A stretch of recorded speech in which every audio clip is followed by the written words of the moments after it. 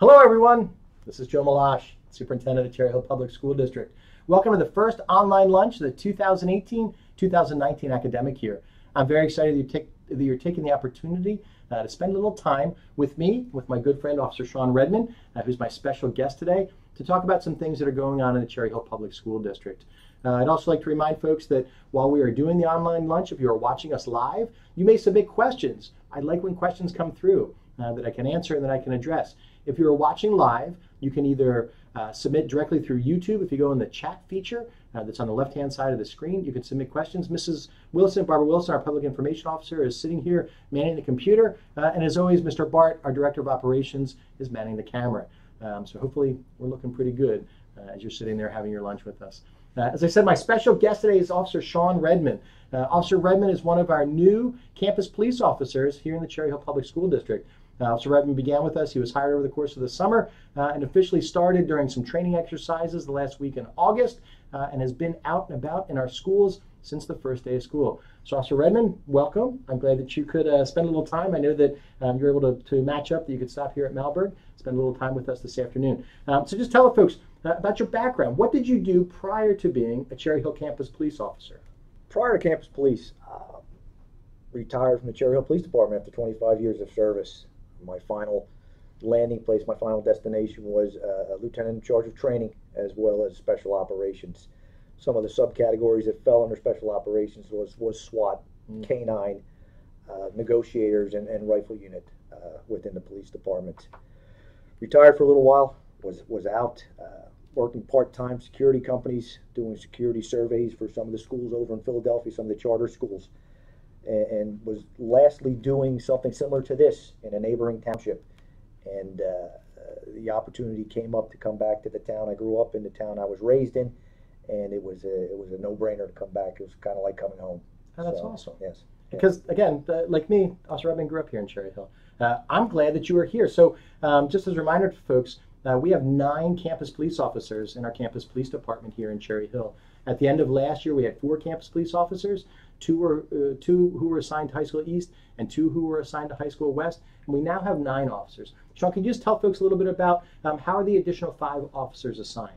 The additional 5 are assigned, 3 are assigned to each one of the middle schools, and they are there permanently. The remaining 2 are what you would call your roving units, your roving officers.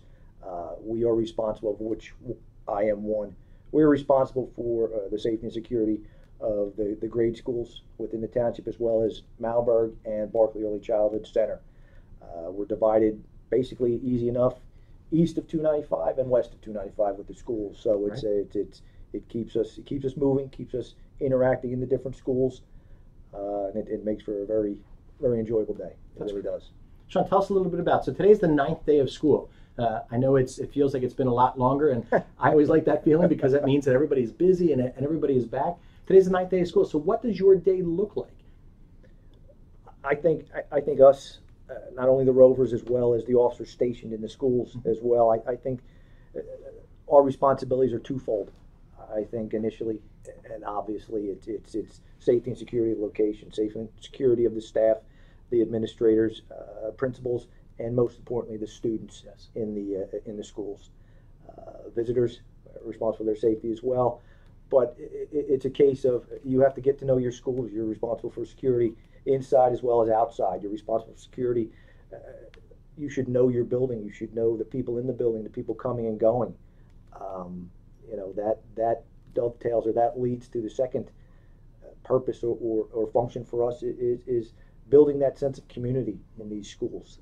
As a rover, I'm lucky enough to kind of be welcomed into a multitude of grade schools within the township where I can get myself into these schools, start establishing these relationships with the students, with the administrators and staff as well, but more importantly with the students, obviously, and they welcome us into our family while we're serving the purpose of keeping them safe and secure as well. That's great. Just a reminder, folks, if you were watching us live, you may submit questions. If you have questions for me or for Officer Redmond about campus police and safety and security in the district, or just about generic questions about what's going on in Cherry Hill Public Schools, certainly send them in as we're going through to talk. Sean, some highlights as you've been around in the elementary schools? Highlights, it's funny, you mentioned it's only been a limited time of the school year starting, but the changes in the way the kids see you when you come in, let's face it, it's a little bit of a shock. I understand it's their new normal, but that doesn't make it any easier, especially for the younger ones that myself and Officer Smith will be dealing with in the grade schools. It doesn't make it any easier for them to process that through. So the wide eye look that you get the first day has kind of calmed down a bit, and they're now interacting with you. They're knowing you're there for a purpose, which we explained to them, but you're also there to become part of their family. The school family become interactive with the kids, with the teachers, and everything. And it's just funny to see that those initial walls breaking down ever so slightly as we keep going day after day after day. The kids starting to feel a little more comfortable with you being there, and you interact with them. You're there at lunch, you're there at recess, while still obviously keeping an eye out for security. But they're realizing that you're just more than what you wear and what you carry. You are a person. You are there. I am a father. I am a son. So it's my kids grew up in the district. My kids went to school in the district. My wife teaches in the district. So there's a stake that we have, all of us in campus police, and it's keeping the kids safe. But it's also gathering or getting those relationships built, and slowly but surely you're seeing them build from day one all the way here to day 9.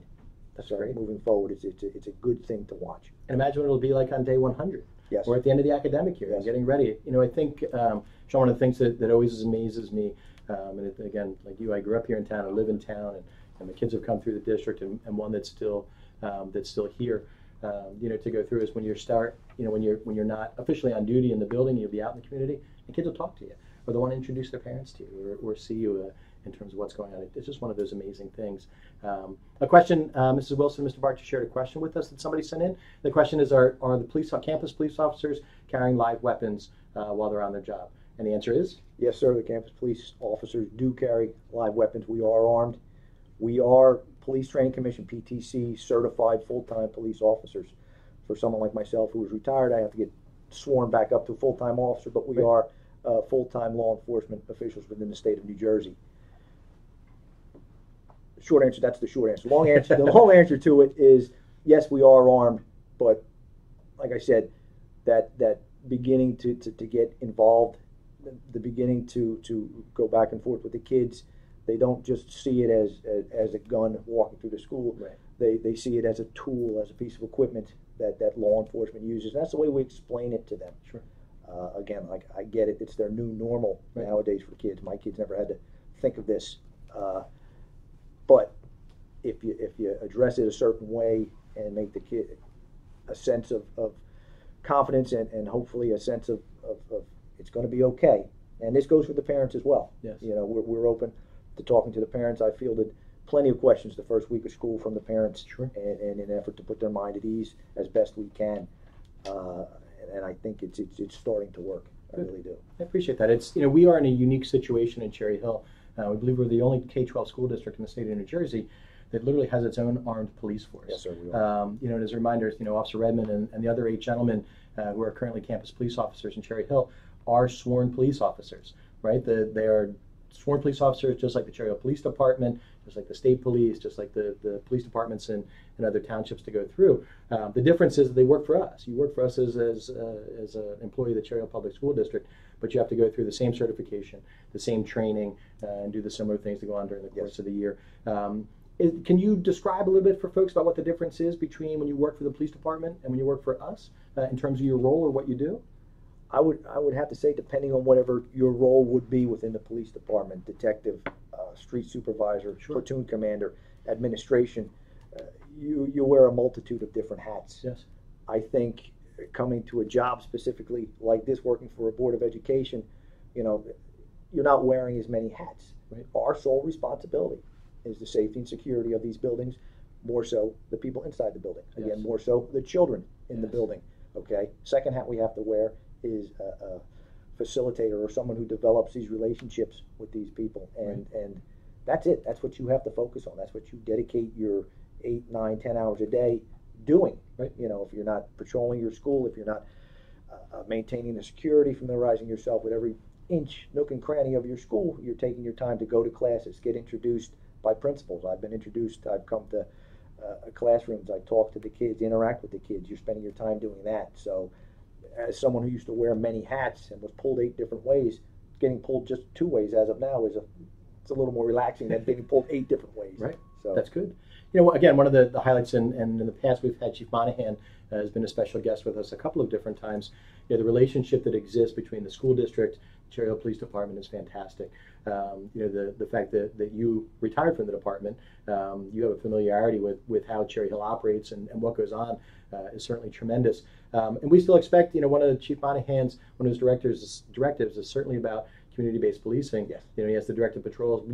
Our students and our staff will still see Cherry Hill Police Department. Cherry Hill officers will stop by. They will still be in the schools. They'll still come, and they'll see Officer Redmond. They'll see Officer Shaw. They'll see Officer Yoon, yes, and the other folks that are there, which is a regular part of who we are. One of the other things we did is we did a little rebranding this year. So we did all new uniforms, the new patches, the dark blue to go through. So you'll see all the folks, all 9 of them, have the same uniforms, to go through.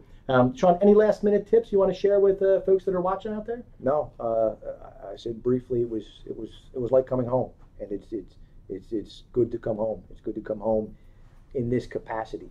What we know as far as safety and security.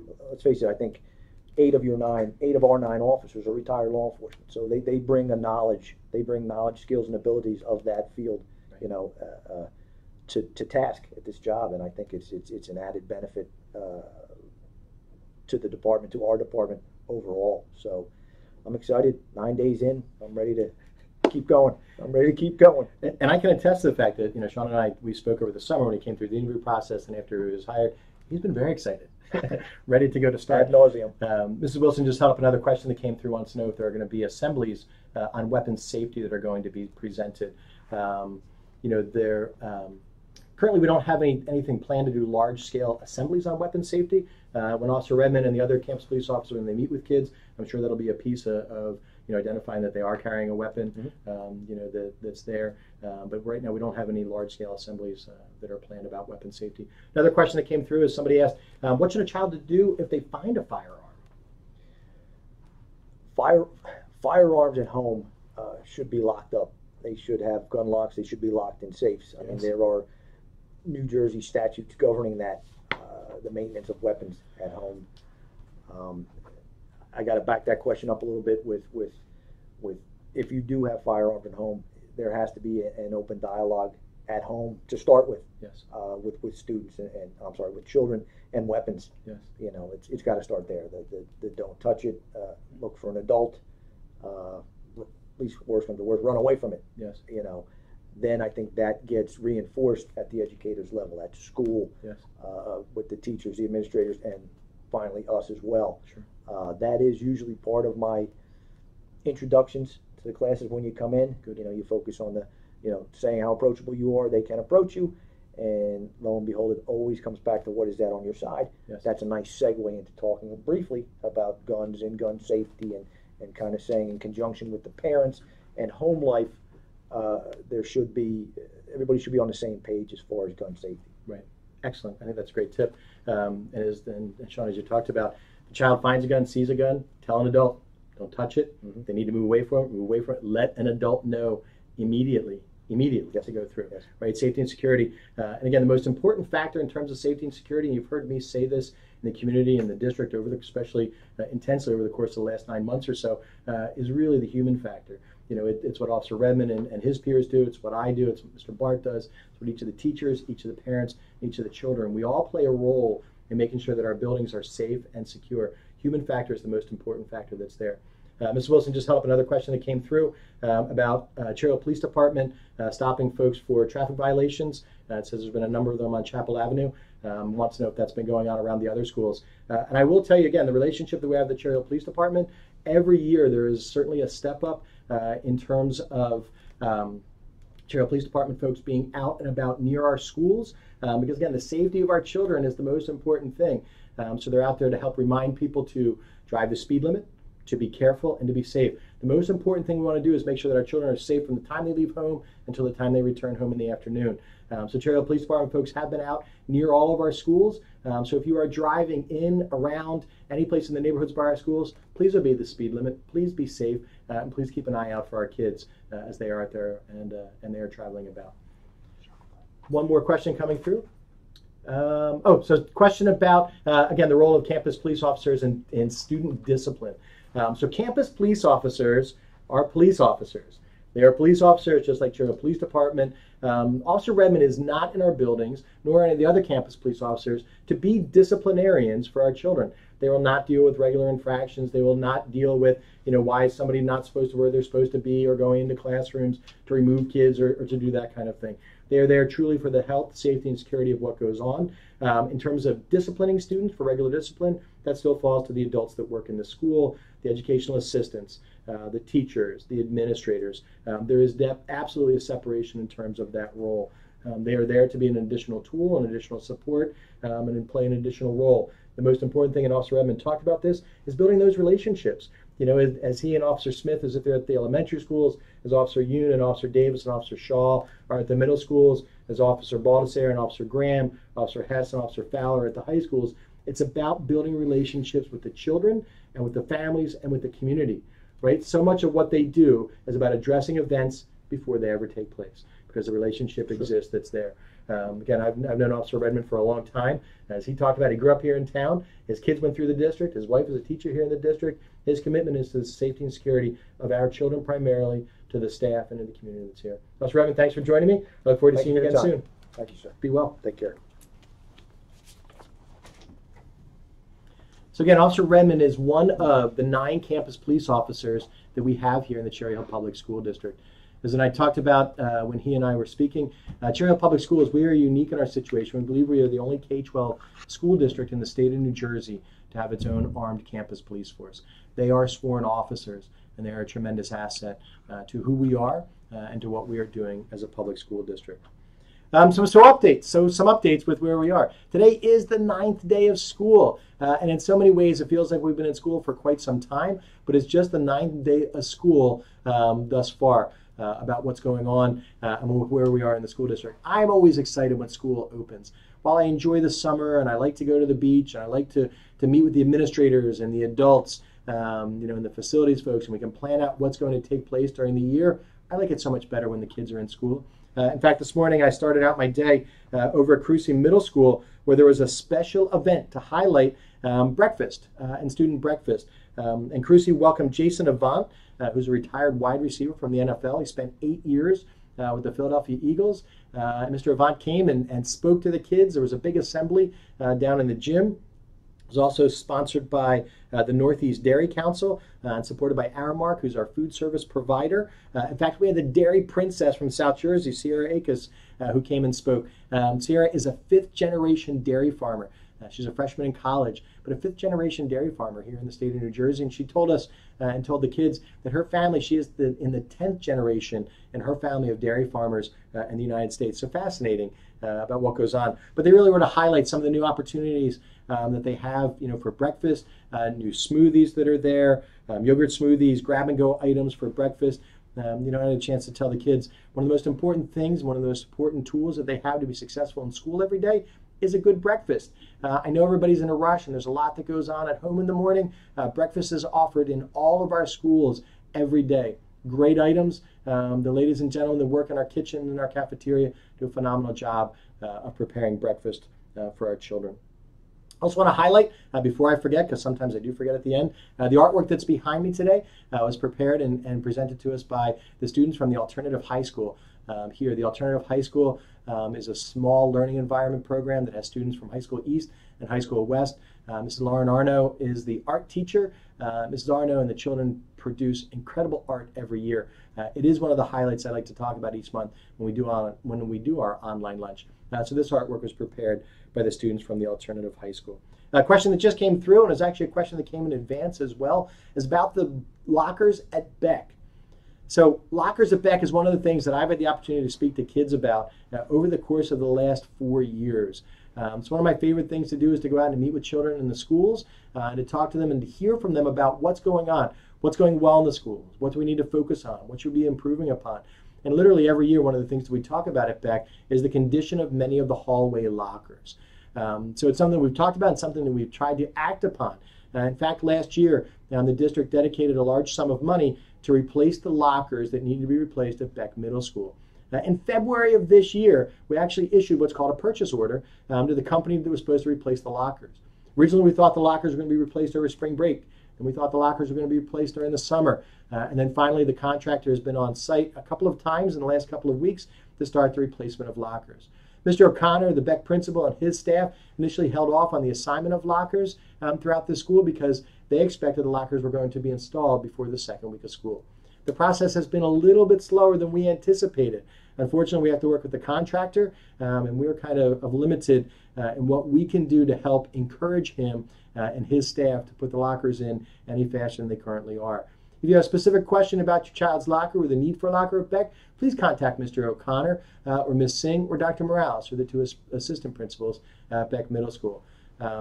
We are hopeful that all of the lockers that need to be replaced in the hallways at Beck will be replaced by the end of September. But stay tuned. It's been an incredibly frustrating process for us as a district, and I know an intensely frustrating process for the folks at Beck, especially the children. So we appreciate your patience as we continue to move forward in that process.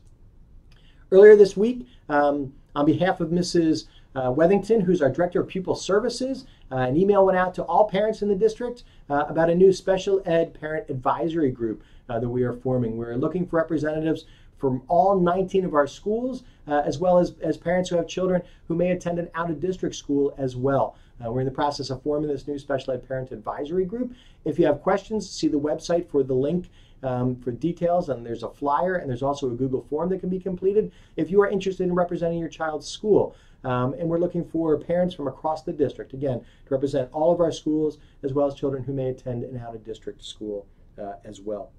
Some dates to remember. I'm hoping that a lot of people come out this Tuesday evening, September the 25th, to our regularly scheduled Board of Education meeting. I'll have the opportunity, along with Mrs. Sugars, to present our referendum questions, our 3 referendum questions that we'll be putting out to the public. We will present them in detail. So we'll finally be able to talk about the specific projects that we would like to do at each one of our facilities, and then how they would be broken down into the referendum questions. Also on September 25th, we'll ask the board to identify December the 11th as the new date for the referendum. So if you can come out, join us on September 25th. The Board of Education meeting begins at 7 p.m. It will take place here at the Malberg Administration Building. The presentation that we do to the board on Tuesday evening will be posted on our website on Wednesday, September the 26th. So if you are unable to attend our meeting on September 25th, you're going to go onto our website. In fact, when you scroll down on the website about a third of the way down the page, on the left-hand side, there's a little button that says Bond 2018. Click that. You'll be able to find the presentation as well as the information that has led us up over the course of the last 2 years to this referendum. We're going to have a special Board of Education meeting on Tuesday, October the 2nd. The Tuesday, October the 2nd Board of Education meeting will take place here. The Malberg Administration Building will begin at 7 p.m. It will be at that special Board of Education meeting that we'll actually ask the board to adopt the 3 referendum questions. So again, on September 25th, we will present all the information about the 3 questions. We'll share the presentation publicly, post it on our website. And then 1 week later, on Tuesday, October the 2nd, we'll ask the board to adopt the referendum questions. And on December 11th, which is a Tuesday, we'll have a special vote for the referendum. We also have an upcoming board candidate election. So on election day in November, there are 3 seats for the Board of Education that are available. There's a 9, the way that we operate in public school districts in New Jersey, and specifically here in Cherry Hill, is we have a 9-member volunteer duly elected Board of Education. Each year, 3 of those seats come up for election, and this year there are 3 seats up for election. There are 11 candidates who are running for the Board of Education. Special thank you to our Zone PTA for once again sponsoring a Board of Education Candidates Forum, and that will take place on Wednesday, October the 10th at 7 p.m. The board forum will take place here at the Malberg Administration Building, and we will also broadcast it live in a live stream as it goes through. We expect that all 11 of the candidates will be present. Zone PTA is sponsoring it, and the League of Women Voters will be facilitating. If you look at our website, you'll be able to find unedited biographies of each of the 11 Board of Education candidates. So some other questions that have come through. First, there's a question about when exactly is full-day kindergarten starting in Cherry Hill? Is it dependent upon the bond referendum? Will half-day kindergarten still be an option? And what about before and after school care, SAC? Full-day kindergarten will begin in September of 2019 in all 12 of our elementary schools. Full-day kindergarten is not dependent upon the referendum. It is going to start. Dr. Mahan, who's our director of curriculum, has been facilitating and working with a full-day kindergarten curriculum committee, which also includes members of the public. We expect that right after the first of the year, any changes to the curriculum will be adopted, and we'll be going through and rolling out training with our staff. We'll have to hire additional staff. We'll be sponsoring and scheduling meetings with preschool providers and with folks whose children will begin in the full-day kindergarten. We will only offer a full-day kindergarten beginning in September of 2019. School-age childcare, SAC, will continue to exist. There will be some sort of a school-age childcare program at each one of our schools continuing on into the fall of 2019. Oh, there was a follow-up question that came through about the lockers. What if the lockers are not done by the end of September? So if the lockers are not done by the end of September, we'll continue to put as much pressure as we legally can on the vendor who is providing the lockers for us to get them done as quickly as they possibly can be done. Again, Mr. O'Connor and his staff with Beck will continue to work with the students and with the staff and with the families to provide them with information about where we are. There are guidelines that we have to follow because of the size of the purchase and through legal guidelines that we have to follow to go through. So we'll continue to put as much legal pressure as we can on the vendor who's installing the lockers. Another question that came through, that was about Beck. We already did that, about the lockers. Oh, I have a special reminder. So as we are here in the middle of September, first, there are a number of holidays that have occurred in September. So those who have celebrated, I hope that things have gone well, have been positive and reflective for all of you. One of the special things that would begin in September 15th to October 15th is Hispanic Heritage Month.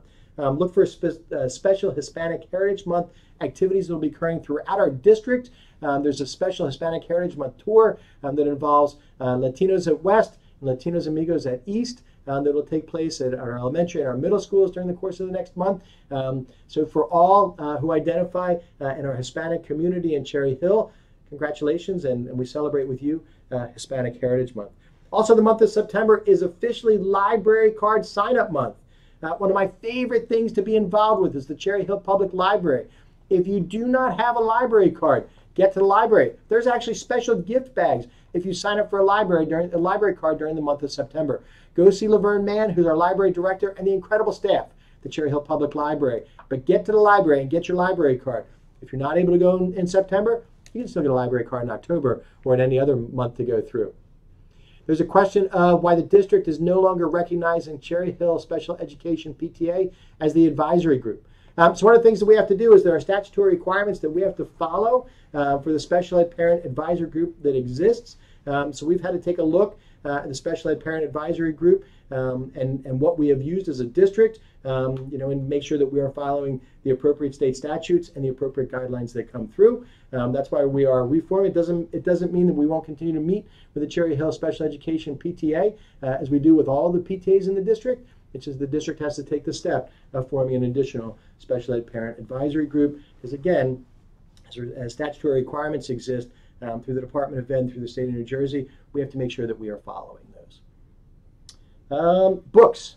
As we get to the end of the month, as I talk about my lunch, again, we get into September, and I can tell you at this point in the day, I'm ready for my online lunch, or for the lunch. I don't want to eat while we're in here. I like to have my vegetables, that's a staple. I have an orange, Macintosh apples. This is one of my favorites in the course of the fall. A little tart as you get into that first bite. Always my yogurt, my chia seeds, because I like to have little chia seeds that come through, and I've heard that the fiber is good for all of us. And Mrs. Cohen got me a little shaker. People ask all the time, are you putting pepper in your yogurt? It's not pepper, it's chia seeds. So some books to share with you as well. So first one, Mr. Goldthorpe just shared this book with me recently. It's called Ambitious Science Teaching. Scott Goldthorpe is one of our district curriculum supervisors, and he focuses on science and world language. Yes, it's a very intriguing pair, science and world language. But this is a book that he is using and working with staff, Ambitious Science Teaching. We spent a lot of time over the last couple of years talking about how we teach science, how we engage students in science. In fact, as a school district last spring, we took the step of identifying we want all of our high school students before they graduate to take biology, chemistry, and physics, to have the big three in science while they're in high school, just as the requirements that they have to go through. So ambitious science teaching. And then some books that are normal staples for me in the fall to touch base on. And one of these I actually just picked up again after going through. and it's To Kill a Mockingbird through Harper Lee. If you're ever looking for something interesting to follow along, there's a new TV show that's called The Great American Read that's on PBS. WHYY is my favorite PBS station, both on TV and on the radio. But if you want to go through The Great American Read, and there was just a follow-up show. There was great interviews on the history of To Kill a Mockingbird, and some interviews, historical interviews with Harper Lee. A great read to go through and great questions for us to ask ourselves.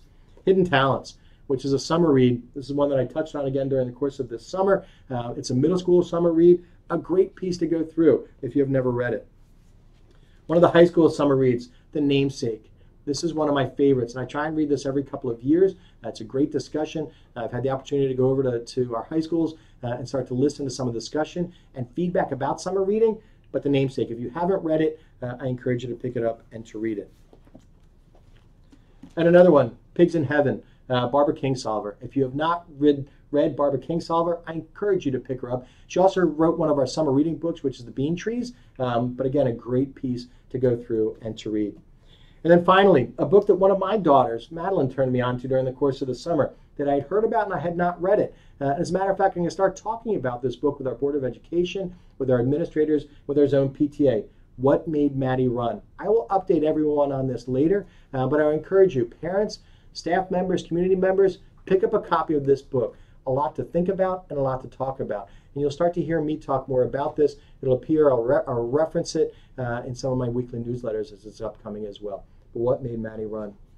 Again, folks, please make sure you follow us along. Follow along on our website. Follow us on Twitter, on Facebook, on Instagram. We try and push information out through social media. If you have questions about the school district, please ask us. Go to the website. Use the quick question feature. Email us. Email me directly. If you have a question about your child's school or something that's going on in the school, I encourage you always start with the teacher and then go to one of the administrators in the school. Always try to address it at the building level.